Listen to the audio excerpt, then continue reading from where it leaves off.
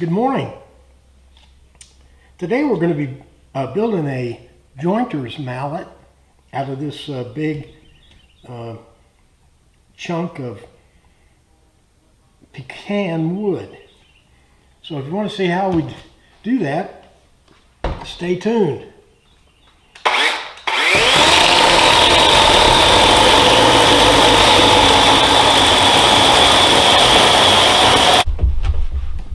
Well, welcome to another Memphis Monday 322. Today we're going to build a jointer's mallet. I made this one several years ago, and it's probably the most useful tool I own. I use it every single day, no matter what project. I never thought it'd last this long, but the problem with it is it's not traditional. The traditional ones, the handle's removable and it's wedged in the top, and I'll show you all that in a few minutes. And so we want to make a traditional jointer's mallet, and that's our mission today. So let's knock off the chit chat and get to work. Here's a little schematic of what this mallet is going to look like. Got these 5-degree angles on the ends, and then it's got this wedge-shaped cut into the head, and that wedge shape can take like three different possibilities. The wedge can go like halfway through, the wedge can go all the way through, and like in these two, and of those three. And then there's four different kind of handles. There's this kind of handle, I think, which is probably the most traditional. It's a wedge all the way through, and then it goes into this wedge up here. And then there's the kind of handle just has a wedge that's buried inside the head, and then there's the type that the wedge in the handle protrudes out past the end of the mallet head, and then the fourth type, the wedge stops right at the back of the head here. I don't know which one we're going to do yet. This is a little drawing I put together, and this is like handle arrangement number 3 that I just showed you.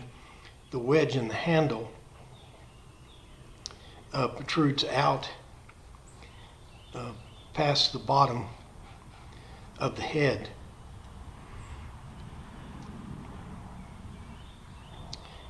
But this is what it's going to look like. These are 5-degree angles. Here's the block of pecan that I'm going to, is it pecan or pecan? Pecan, I think. I cut this out with a chainsaw because I couldn't get it to split, which is probably a good thing. What we need to do now is try to put a couple of flat sides on it so we can cut out our blank. Our first mission, I think, is going to be to get this bark off of here.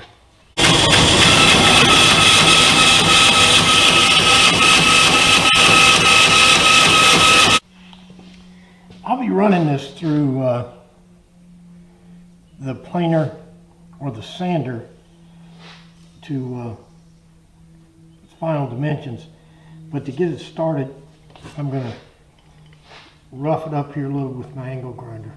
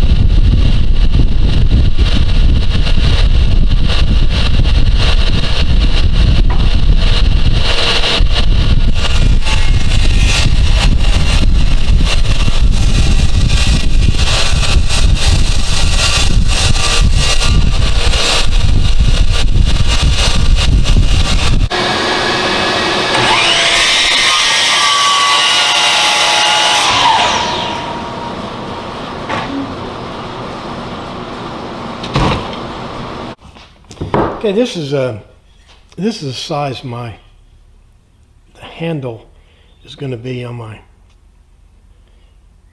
hand. This is the stock I'm going to make it out of. I think this is ash.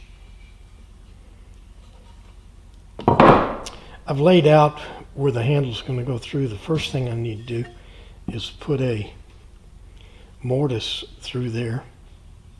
That's the size of the small side of my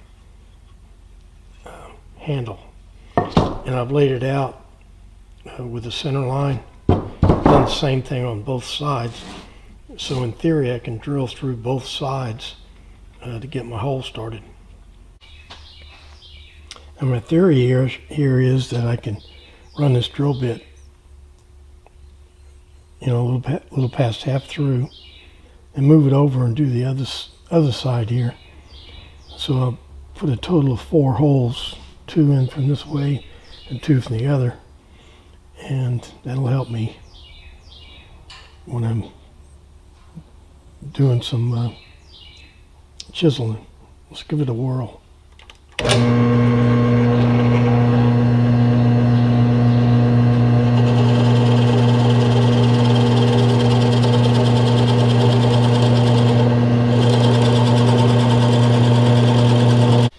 Okay, I got the holes in from the other side. Now let's see if we can make those holes meet up.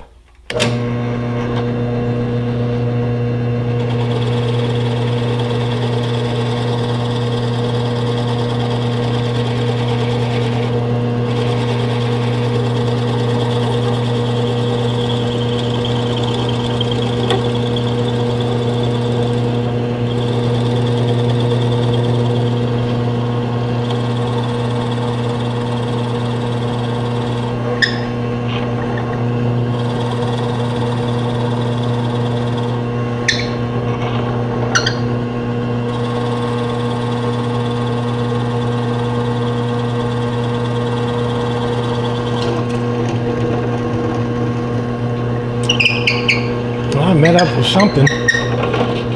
Take this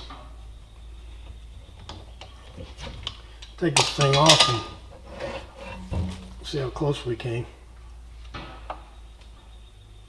Look there, perfect.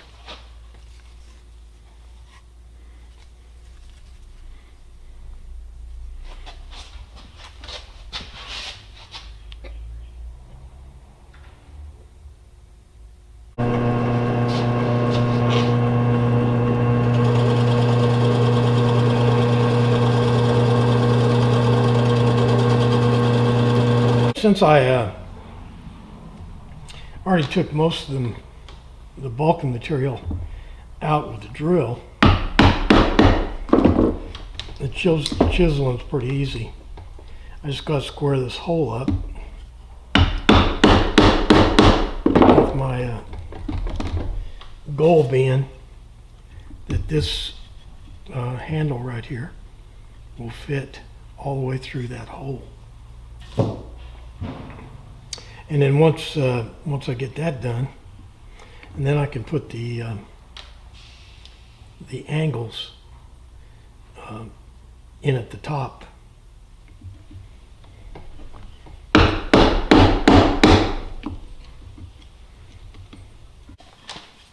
Well, I got my sample handle, fits through there now. So this is my sample.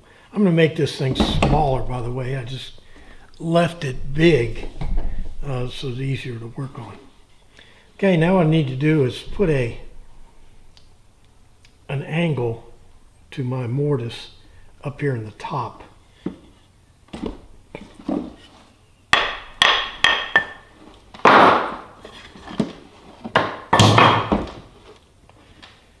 So I'm just going to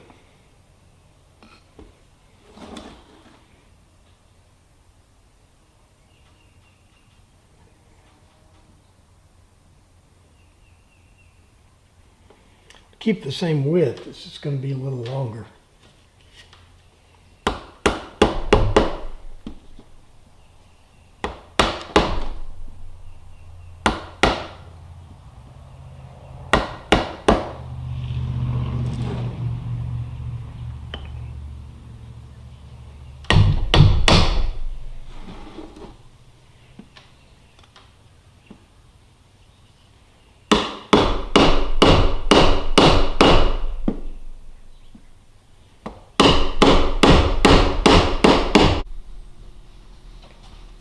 cutting out the handle. That's the wedge I'm going to put in, or the angle I'm going to put in there. Let's rough this out and see if it works.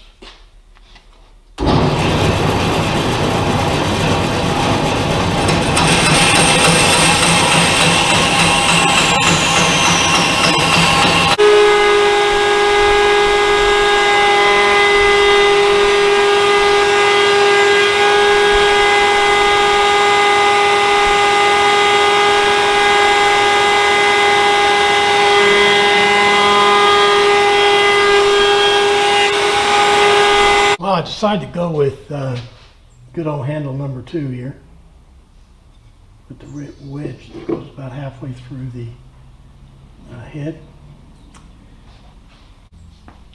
So I got that's how it works. Just goes in there like that, and then your handle's locked on there. But of course, this right here is my head's too big. I'm going to scale it down right now.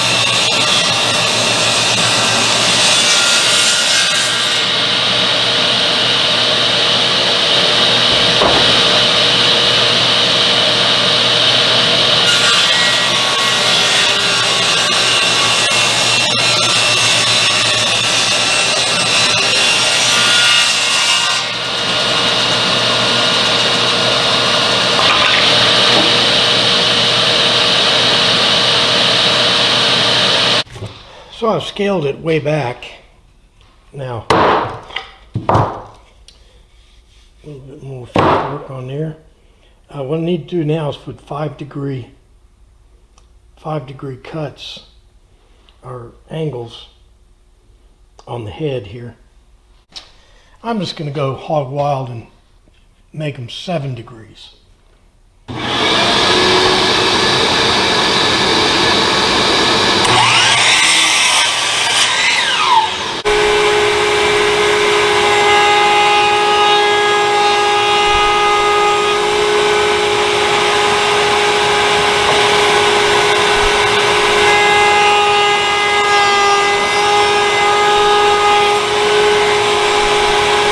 Well, here's our little jointer's mallet so far.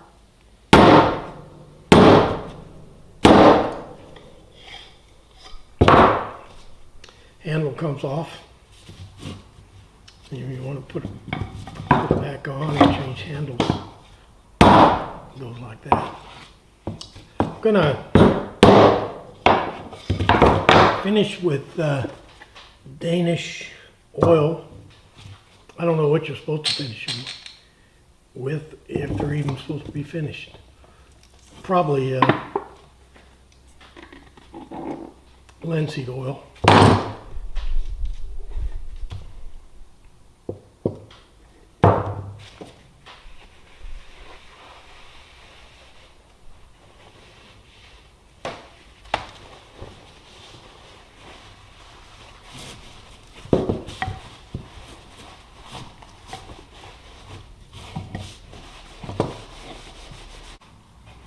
Well, here's our little jointer's mallet for Memphis Monday 322. Put the handle in like that. Give it a wrap on the table. Locks it in place. And you got a little jointer's mallet. First traditional one I ever built. Pretty satisfied overall. Oh, well, that does it for Memphis Monday 322. Today we built a traditional jointer's mallet. The head comes off, and then when you want to put it back on, it just slides on there. Give it a little wrap, and there you go. I'll probably keep still using my other one, but I'll lay this around the table so I won't look like an amateur. Alright, like, favorite, share, all the stuff you do on the internet. But most important, make sure you're back here next week for the exciting Memphis Monday. Thanks for playing along.